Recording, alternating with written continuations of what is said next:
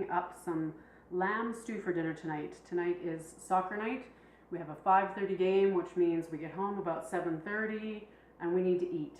So I like to have a stew on hand that's ready to go when we get home. And lamb stew is a yummy, very nutrient dense option. Lamb has lots of omega-3 fatty acids compared to a lot of different meat, so it is a great choice.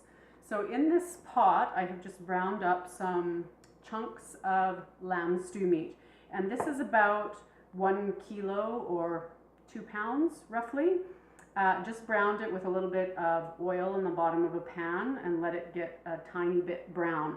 Sometimes I'm a little too lazy even to do that, and I will just put it in the oven to brown while I'm doing some other things. But today I had some time to do it on the stovetop.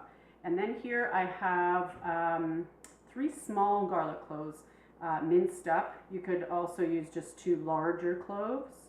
I have half of an onion, so that's going to go in there. I have a small carrot that I've just diced up, so we're going to throw that in. I've got about 1.5 cups of one of my favorite tomato sauces. So this is just organic, strained tomatoes, nothing else. No salt, nothing else, and it's in a glass jar, so you don't need to worry about any of the contamination from the plastic. So about 1.5 cups, and that just goes into the container, or sorry, into the pot. I'm going to use a little bit of lemon in this one today, about 1/2 a lemon, just the juice from half of a lemon will do to give it a really nice tangy flavor.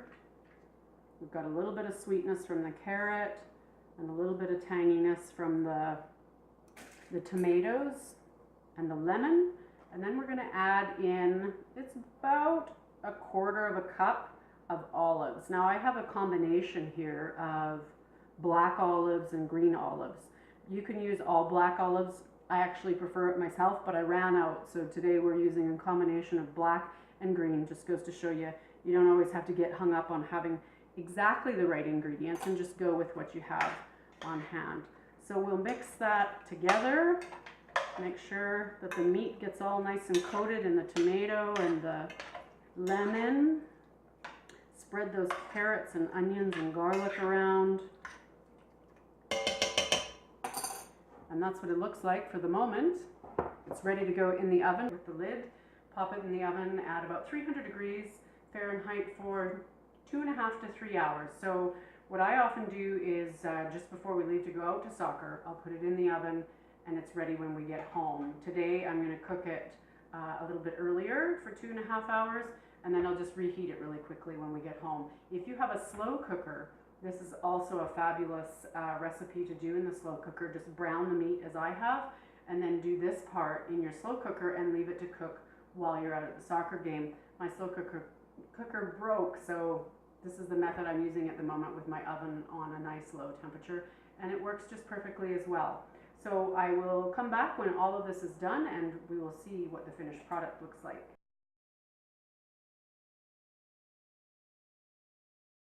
So we're home from soccer practice and dinner is out of the oven and ready to go. All I had to do was throw the cauliflower on the stove to cook. It took 5 minutes.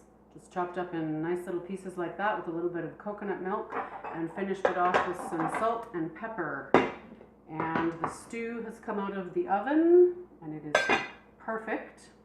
Nice fall apart tender meat. Nice sauce. Going to be delicious.